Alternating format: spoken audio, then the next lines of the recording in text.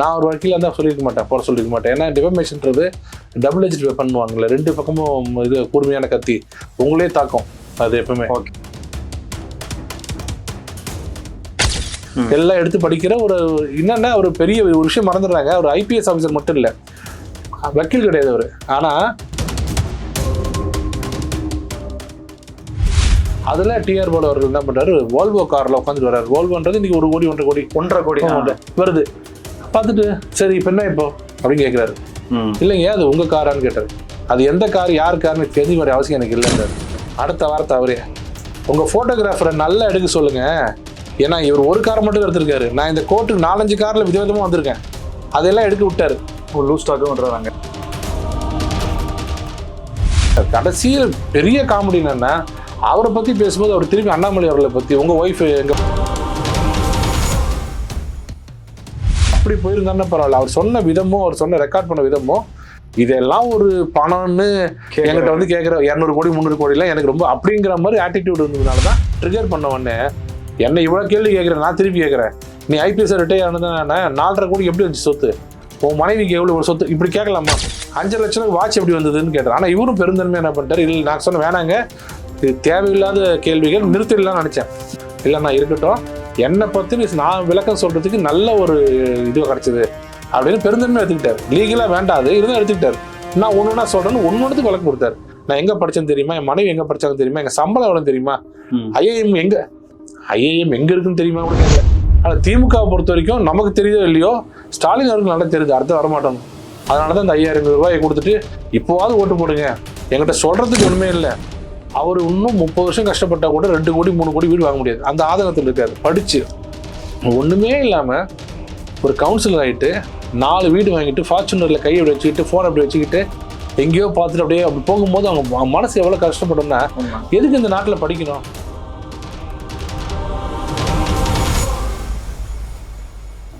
Spectrum Tamil நேயர்களுக்கு வணக்கம். நம்மோடு தமிழ்நாடு பாரதிய ஜனதா கட்சியினுடைய வழக்கறிஞர் பிரிவினுடைய தலைவர் ஐயா குமரகுரு இருக்கிறார். பேசலாம் சார். வணக்கம். வணக்கம். ஒரு பரபரப்பான கோர்ட் களம்.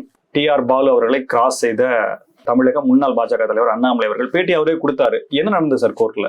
இல்லை, இவர் அந்த டிஎம்கே ஃபைல்ஸ்னு ஒன்று வெளியிட்டு அதில் டிஆர் பாலு அவர்களோட சொத்து மதிப்பு எல்லாம் காமிச்ச உடனே அவர் டிஆர் பாலு என்ன பண்ணிட்டார், ஆதங்கப்பட்டு எங்கிட்ட இருக்கிறதுனா சொல்றீங்க, இல்லாத சொல்றீங்க, எல்லாம் என்கிட்ட இருக்கிறது தானே அப்படின்னு சொல்லிட்டு ஒரு டெஃபமேஷன் போட்டார். நாம சொல்றது இவ்வளோ சொத்து உங்களுக்கு எப்படி வந்தது அப்படின்னு கேட்குறதா சொல்றது. அவர் என்ன நினைச்சிட்டாரு, என்கிட்ட இருக்கிற சொத்து தானே, இல்லாத சொத்தை இதாக காமிப்பீங்க அப்படின்னு நினச்சிட்டு அவர் என்ன இது இருக்கிறது தானே போட்டிங்க, அப்போ டிஃபமேஷன் தானே அது. என்கிட்ட 10 கார் இருக்குன்னு நீங்கள் சொல்கிறீங்க, என்கிட்ட 10 கார் இருக்கு, 10 கார் எப்படி வந்ததுன்ற அர்த்தத்தில் நீங்கள் கேட்குறீங்க, என்கிட்ட 10 கார் தானே இருக்குது, அது எதுக்கு நீ போட்டு கேட்குற, அப்போ டிஃபமேஷன் இது பண்ணுறியா அப்படின்னு சொல்லிட்டு போட்டார். அது என்ன பண்ணிட்டு கொஞ்சம் யோசிச்சிருக்கணும். என்னை பொறுத்த வரைக்கும் நான் ஒரு வக்கீலாக இருந்தால் சொல்லியிருக்க மாட்டேன், போட சொல்லியிருக்க மாட்டேன். ஏன்னா டிஃபமேஷன்ன்றது டபுள் எட்ஜ் பண்ணுவாங்கல்ல, ரெண்டு பக்கமும் இது கூர்மையான கத்தி, உங்களே தாக்கும் அது எப்பவுமே. ஓகே. ஏன்னா டிஃபமேஷன் நான் உங்களை இப்போ நீங்கள் என்ன ஏதாவது திட்டிட்டீங்க வச்சுங்களேன், நான் உங்க மேலே டிஃபமேஷன் போடுறேன், என்னோட புகழை நீங்கள் கலங்கப்படுத்திட்டீங்கன்னு போட்டேன்னா, நீங்கள் வந்து கோர்ட்டில் நிற்கும் போது என்ன நீங்கள் கிராஸ் பண்ணுறது உரிமை உங்களுக்கு உண்டு. ஓகே. எந்த வகையில சார் நான் வந்து உங்களை டிஃபைம் பண்ணிட்டேன் அப்படின்னு நான் வந்து முதல் விசாரணையில இவர் சார் வந்து இந்த மாதிரி என்ன பேசிட்டாரு, என்னோட படிப்பு பத்தி பேசிட்டாரு, நான் லாயரே கிடையாதுன்னு சொல்லிட்டாரு அப்படின்னு நான் சொல்லிட்டே போறேன் வச்சுங்களேன். குறுக்கு விசாரணை நீங்க என்ன பண்ணுவீங்கன்னா, சார் லா காலேஜ் எங்க சார் படிச்சீங்க கேட்டா ஒண்ணும் இல்ல, கேட்டுதானே ஆகணும். ஆமா ஆமா. நான் உண்மையா படிச்சிருந்தேன்னா அது கவலைப்பட மாட்டேன். ஆமா, எங்கிட்ட சில பிரச்சனை இருந்துன்னு வச்சுங்களேன், நான் என்ன பண்ணுவேன்னா அப்படியே ஒதுங்கிடுவேன். அது நான் சொல்ல டிகிரிக்கே அவள் பயப்படும் போது, ஊழல் குற்றச்சாட்டுன்னும் போது யாராலும் எங்கேயும் பதில் சொல்ல முடியாது. ஏன்னா அவ்வளோ பதில் யாராலும் எக்யூப்டா இருக்க முடியாது. ஏன்னா அவரோட ஏஜுக்கு அவரெல்லாம் அவர் கேட்கும் போது என்ன பண்ணிட்டாருன்னா, அது இல்லை இதில் மாற்றி பேசும்போது எக்ஸ்போஸ் ஆகுறாரு மக்கள் மத்தியில். நீங்கள் நீதிமன்றத்தில் எக்ஸ்போஸ் ஆகிறத விட அரசியல்வாதிக்கு எப்பவுமே they should never get exposed to the public. பப்ளிக்ட பார்த்தீங்கன்னா நீங்க உங்க இது போயிடும்ல, இமேஜ் போயிடும். ஏன்னா பப்ளிக் உங்கள்ட்ட ஓட்டு போடுறதுக்கு வந்து இதான் காரணம் கிடையாது, பல்வேறு காரணங்கள் இருக்கலாம். ஆனா லீகல் பாத்தீங்கன்னா, படிச்சிருக்கீங்களா, இந்த இடத்துக்கு வந்தீங்களா, வேலை செஞ்சீங்களா, சம்பளம் வாங்கினீங்களா, இன்கம் டேக்ஸ் கொடுத்தீங்களா, லீகல் தான் பார்ப்பாங்க. மக்கள் என்ன பார்ப்பாங்கன்னா, நீங்க எப்படி பிஹேவ் பண்றீங்க, மக்கள்கிட்ட எப்படி கனிவா இருக்கீங்க, இதெல்லாம் வச்சு ஓட்டு.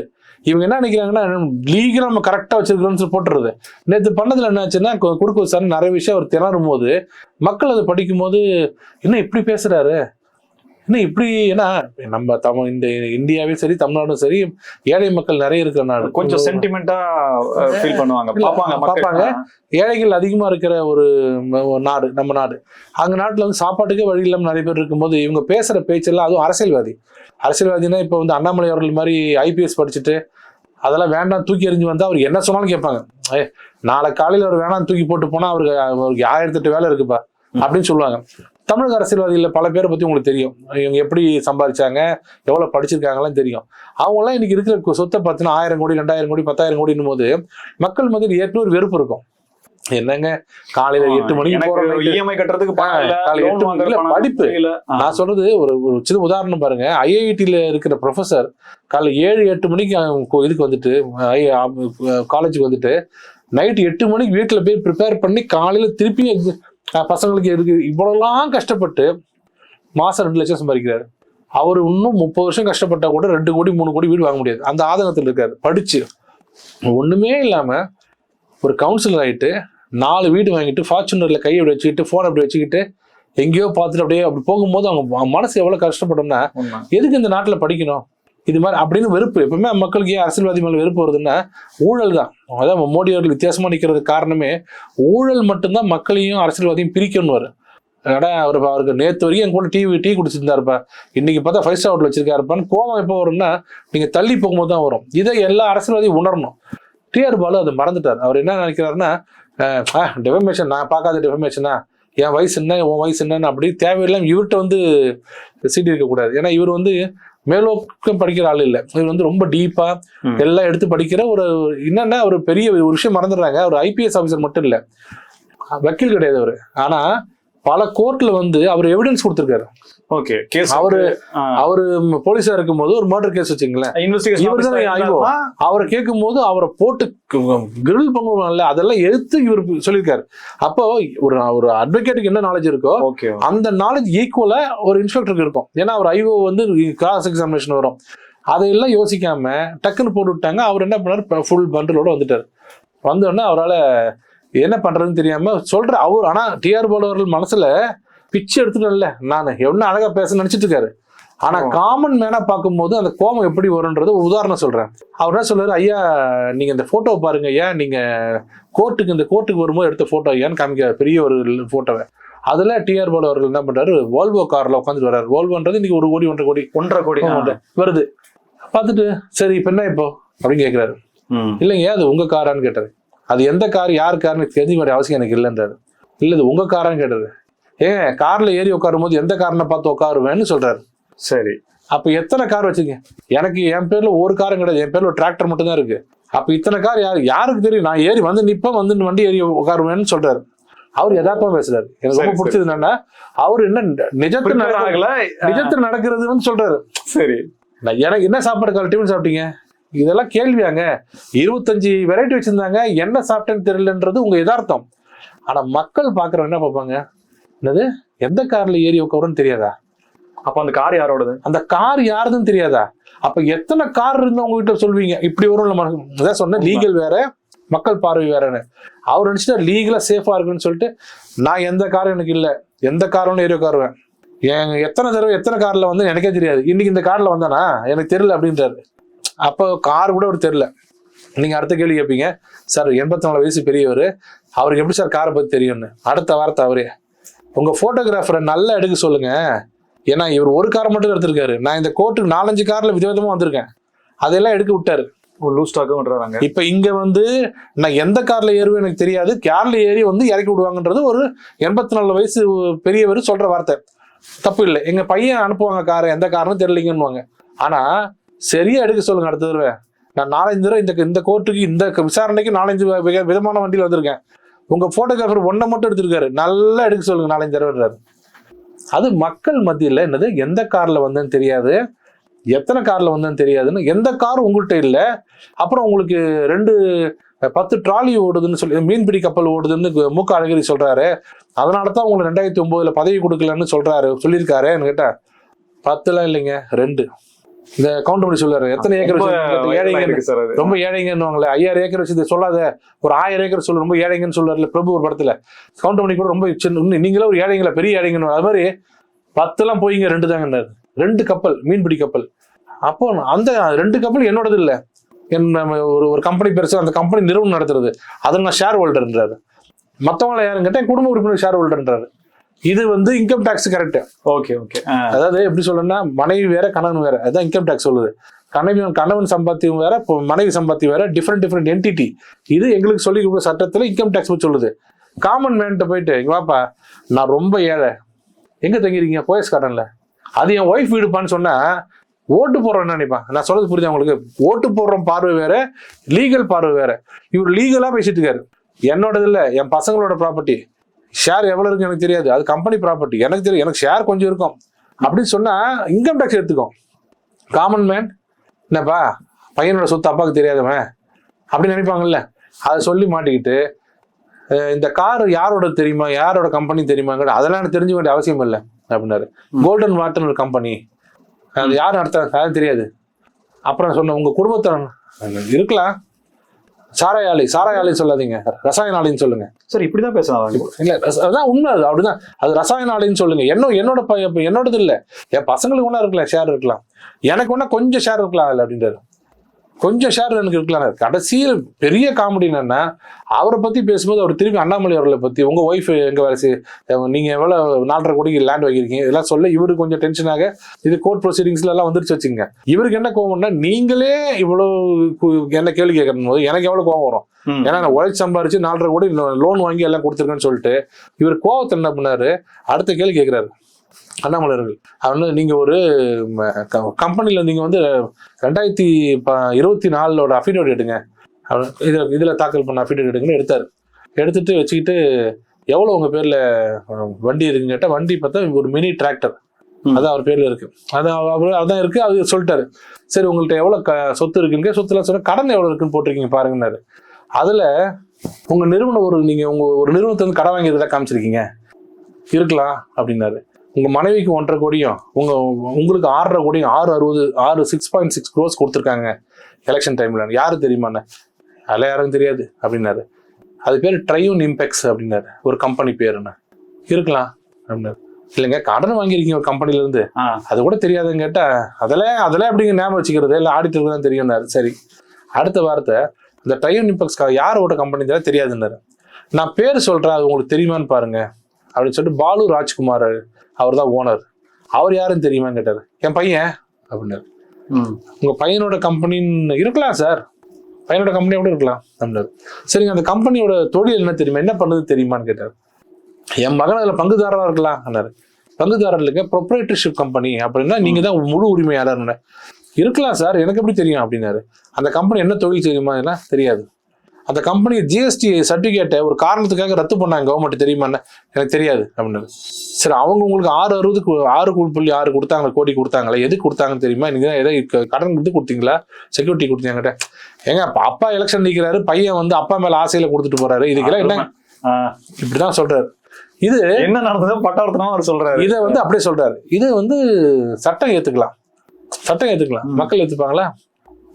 அப்போ உங்க பையன் நடத்துற கம்பெனில இருந்து 6.5 கோடி கடன் வாங்குவீங்க, ஆனா அந்த பையன் என்ன கம்பெனி நடத்துறான்னு உங்களுக்கு தெரியாது, கம்பெனில ஆக்டிவிட்டியே இல்லைன்னு சொல்றோம். இதுதான் சொல்றது, அவசரப்பட்டு யார் மீது நீங்க வந்து அவதூறு போடுறீங்களோ, வழக்கு போடுறீங்களோ ஜாக்கிரதையா போடணும்னு சொல்றது. இப்ப நான் இருக்கிறேன், உங்க மேல வழக்கு போட்டுருவேன், ஈஸி உங்க மேல போட்டுருவேன், ஏன்னா எனக்கு நம்பிக்கை உங்களுக்கு ஒண்ணு தெரியாதுன்னு, எனக்கு நல்லா தெரியும் நம்பிக்கை. நான் ஒரு அட்வொகேட் மேல போட மாட்டேன்.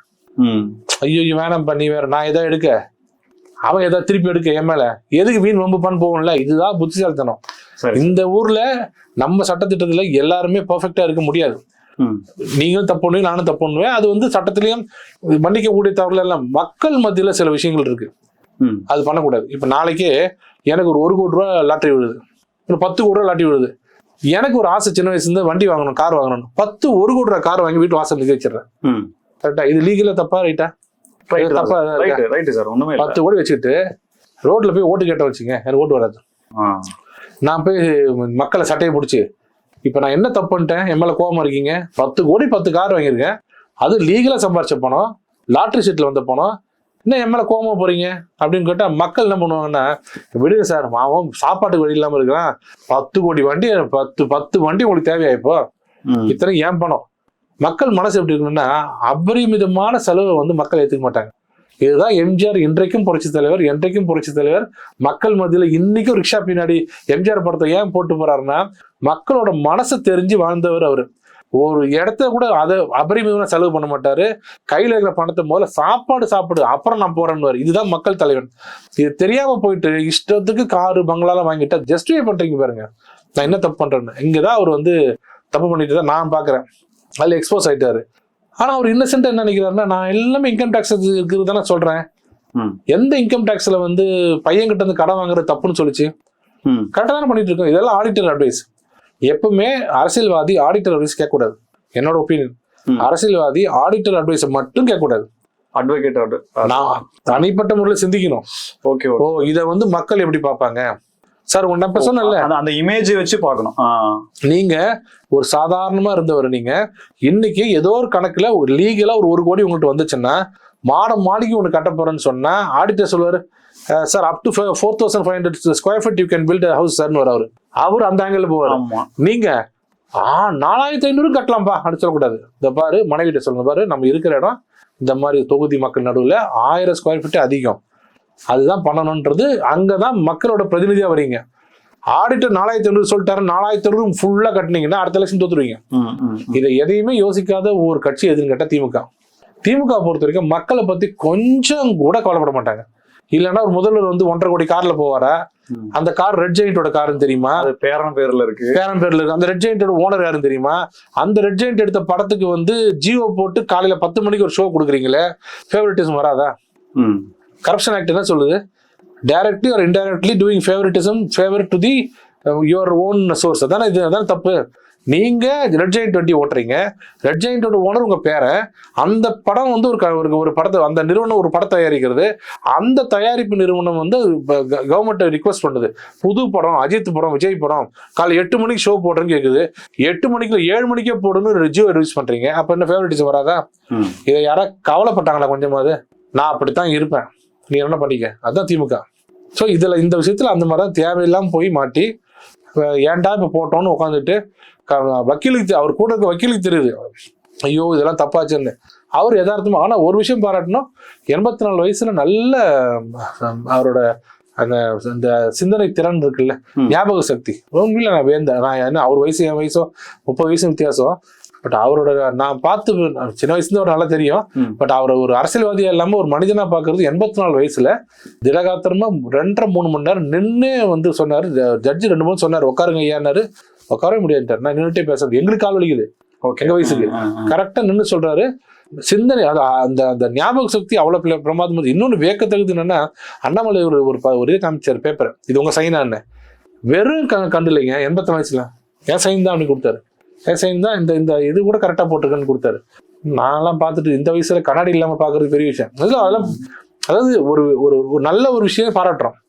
அதே சமயத்துல அவர் நான் அட்வைஸ் பண்ணி தான் பண்ணிருக்க மாட்டேன், போடாதீங்கன்னு சொல்லியிருக்கேன். சார், இப்ப இந்த சம்பவத்தின் மூலமாக, டிஃபர்மேஷன் கேஸின் மூலமாக மாட்டிக்கொண்டாரா டிஆர் பாலு அப்படின்ற கருத்துக்கள் முன்வைக்கப்படுது. அதுல ஏதாவது உண்மை இருக்கா? இப்ப நான் சொன்னதுல இருந்து பாருங்க, இப்ப எது டிஃபேம் ஆனது?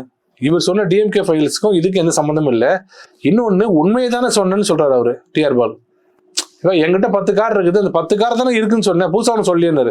இப்ப நீங்க சொன்னது எல்லாமே வந்து சார் தகவல்களா, விஷயங்களா, அந்த நேரத்துக்கு பிரேக்கிங் நியூஸா வந்துருச்சு சார். பட் லீகலாவும் அதான் எலெக்ஷன்ல சந்திக்கும் போதும் பிரச்சனைகள் வருமா? அப்ப நம்ம அவரோட பாயிண்ட் என்னன்னா, எங்கிட்ட 2 ட்ராலர் இருந்து ஒத்துக்கிறேன், அதுதானே நீ சொன்ன, நீ புதுசா ஒண்ணும் சொல்லியே, ஆனா என்ன ஊழல்வாதின்னு சொல்லிட்டீங்கன்னு சொல்றாங்க.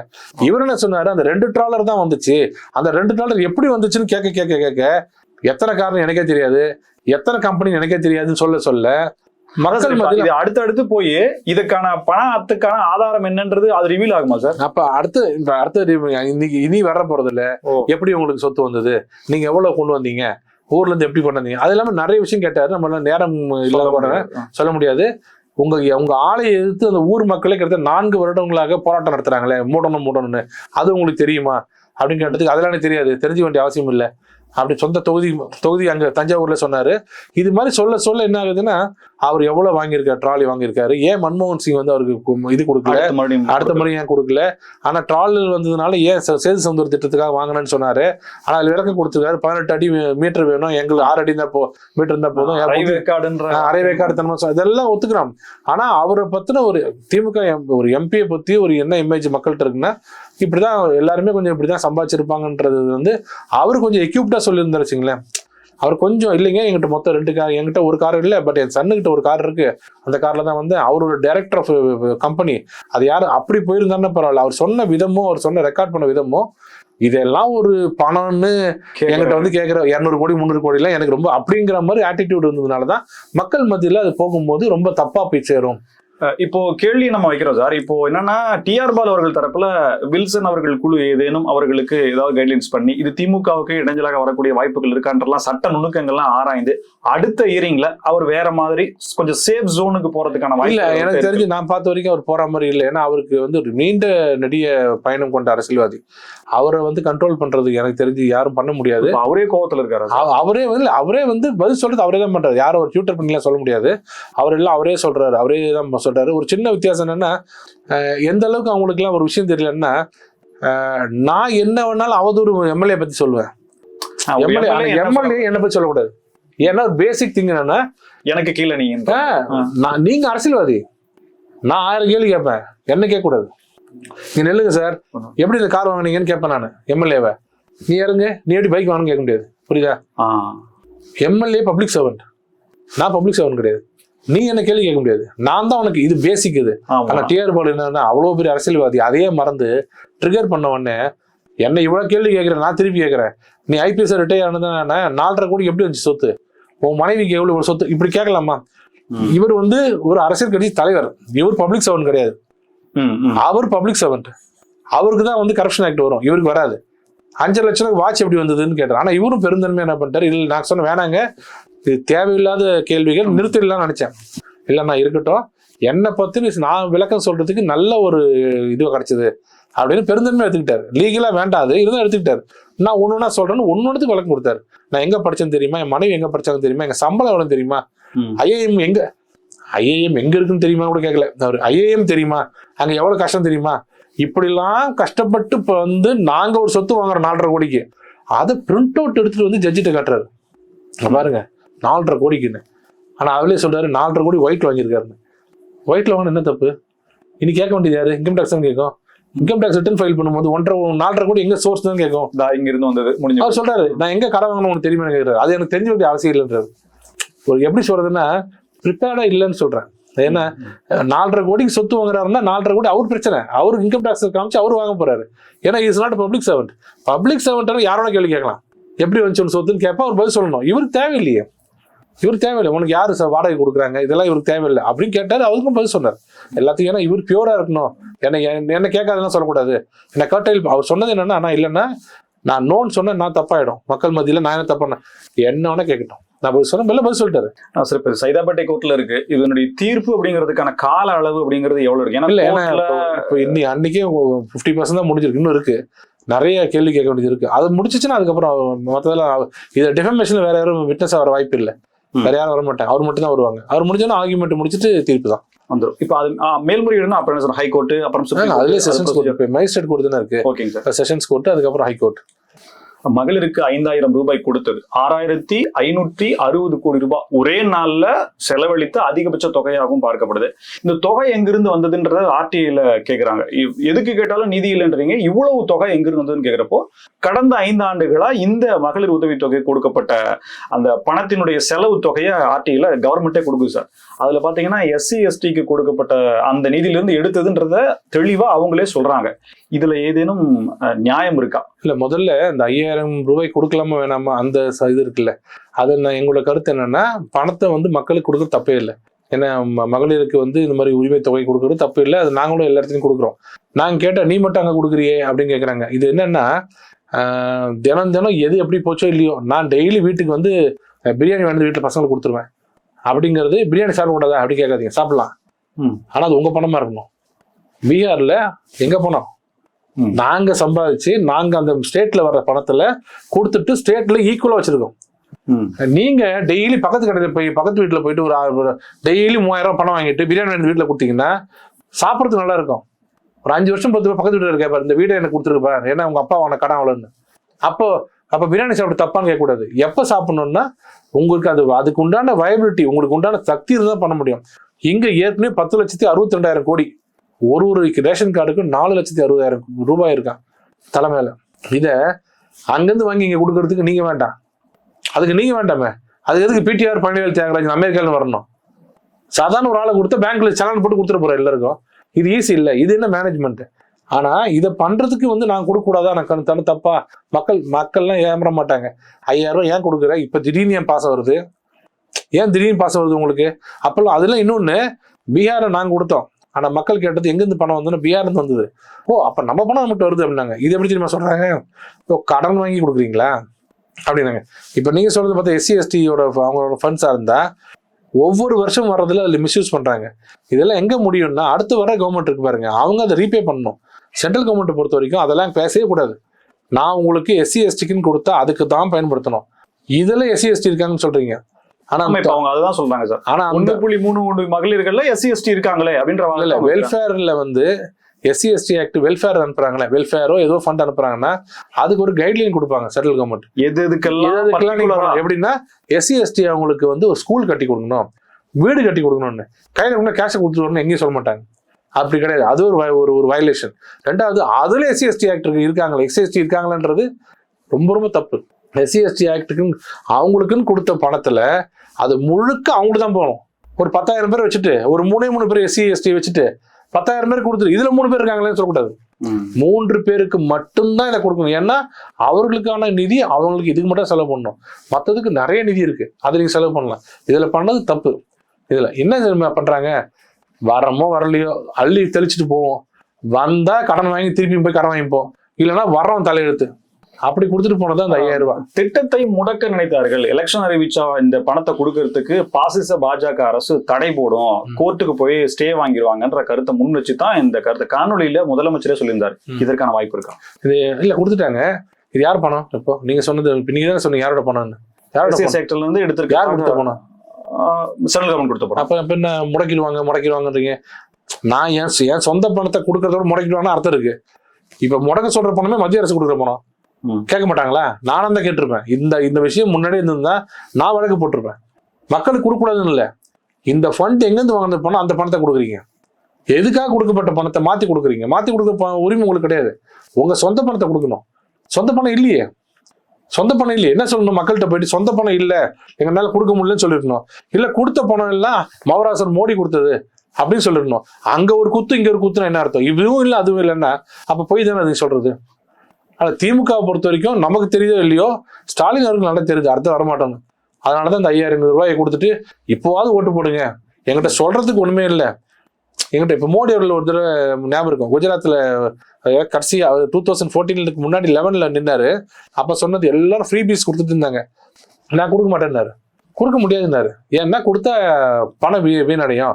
அதுக்கு பதிலா புட்டு வச்சாரு. காங்கிரஸ்காரங்க சொல்றதுக்கு இவ்வளவு ரூபாய் ஆகும், இவங்க சொல்றதுக்கு இவ்வளவு ரூபாய் ஆகும். இந்த ரூபாயில இப்ப நான் போட்டேனே இப்போ ஒரு பெரிய ஒரு சோலார் எனர்ஜி போட்டேனே, அது மாதிரி 3 போடலாம், இது மாதிரி 2 போடலாம். நான் இதை கொடுக்கட்டுமா மக்களே முடிவு பண்ணுங்க. நீங்க எனக்கு ஓட்டு போட்டீங்கன்னா இதை கொடுங்கன்னு அர்த்தம்.